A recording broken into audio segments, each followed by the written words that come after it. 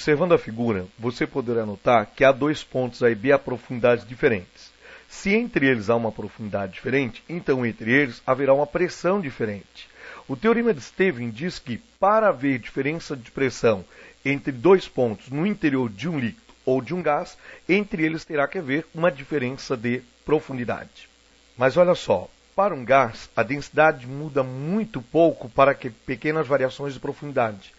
Então, para pequenas variações de profundidade, a diferença de pressão entre dois pontos é praticamente zero.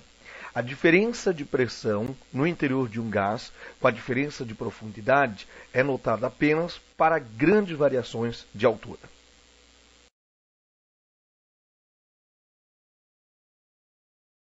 Já é sabido por você que a pressão provocada por um líquido no fundo de um recipiente depende da altura do líquido, da gravidade local e da densidade do líquido que está sendo analisado.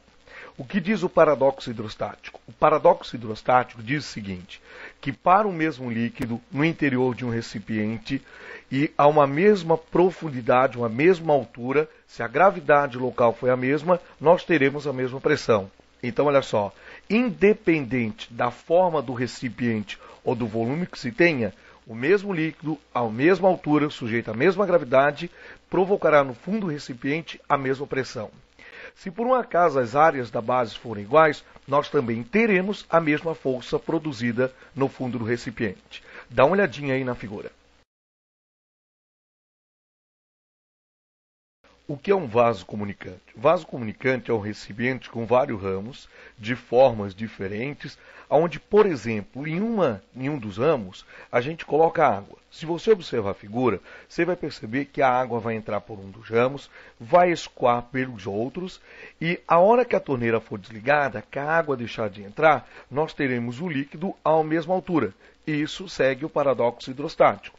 Para o mesmo líquido, mesma gravidade, nós teremos a mesma altura e então a mesma pressão. Agora veja bem, se nós pegarmos um vaso comunicante com apenas dois ramos, que é também chamado de tubo em U, e em um dos ramos colocar um líquido de densidade diferente com o líquido X, esses dois líquidos eles buscarão o estado de equilíbrio. Lembrando que o primeiro ele é imissível com o segundo. O que vai acontecer? Aquele líquido que possuir a maior densidade terá uma menor altura, e aquele que possui menor densidade terá uma maior altura na hora de equilíbrio. Para resolver o problema de vasos comunicantes, é só colocar que a pressão de um dos lados, do lado esquerdo, é igual à pressão do lado direito, sobre o mesmo líquido. Então veja bem, dá uma olhadinha na figura. No ponto 1 e 2, nós temos o mesmo líquido.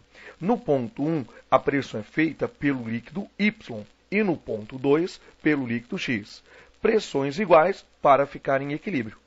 Note pelo desenvolvimento da equação que a altura ela é inversamente proporcional à densidade. Para maior altura, menor densidade e vice-versa.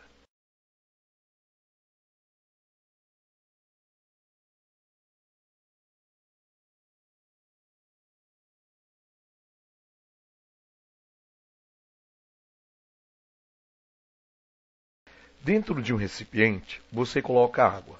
Em seguida, tampa esse recipiente com um êmbolo. É uma tampa móvel. Se você fizer uma força sobre essa tampa, uma força sobre uma área, você vai ter uma pressão. A lei de Pascal diz o seguinte, que o aumento da pressão dado a um ponto no interior de um líquido ou um gás, esse aumento de pressão ele é sentido em todos os outros pontos. Então, isso é conhecido como princípio de Pascal. A variação da pressão dada ao interior de um líquido ou de um gás é sentido em todos os outros pontos. Isso também você pode perceber na prática, se pegar uma seringa, colocar água no interior da seringa, fechar a ponta com o dedo e pressionar no êmbolo, você sentirá um aumento na pressão sobre a ponta do seu dedo. Se você parar de empurrar no êmbolo, a ponta também deixará de fazer pressão contra o seu dedo. Então, gente, a variação da pressão dada a um ponto no interior de um líquido ou de um gás se transmite a todos os outros pontos e isso é chamado de princípio de Pascal. Ela tem grande utilização, a lei de Pascal, no funcionamento, por exemplo, de um elevador de posto de gasolina. Dá uma olhada na figura. Um compressor joga ar contra um êmbolo, faz uma força numa área. Uma força numa área, você tem uma pressão. Essa pressão é totalmente transmitida para o outro lado, onde tem uma rampa com o carro. Aumentando a área do lado da rampa, onde está o carro, aumenta a área, aumenta pontos de aplicação de força. E assim, houve um aumento de força devido ao aumento da área, mas a pressão se conservou. A pressão de um lado é igual à pressão do outro. O aumento da pressão dada a um ponto se transmite a todos os outros no interior do líquido. Nesses elevadores de posto de gasolina, o mais comum de ser encontrado é o óleo.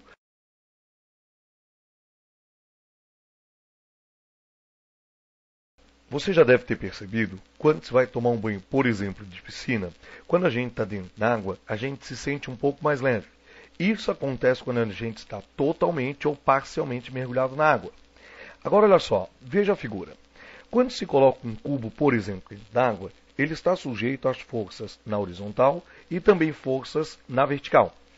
Essas forças são provenientes da pressão. Lembra que pressão é força sobre a área e quando se tem um corpo no interior de um líquido, ele sofre a presença da pressão. Só que as forças que estão na horizontal, a F1 com a F2, por exemplo, se anulam. E a F4 com a F3 não. Por quê? Porque o F3 ele é proveniente de uma pressão que é maior do que a pressão na superfície do cubo. Logo, entre a força F3 e F4, haverá uma resultante. Essa resultante ela é conhecida como empuxo e é o princípio de Arquimedes. Então, olha só, quando se tem um corpo mergulhado totalmente ou parcialmente no interior de um líquido, ele estará sujeito a uma força na vertical, sempre de baixo para cima, e igual ao peso do líquido deslocado. Essa força é chamada empuxo e a sua unidade é Newton.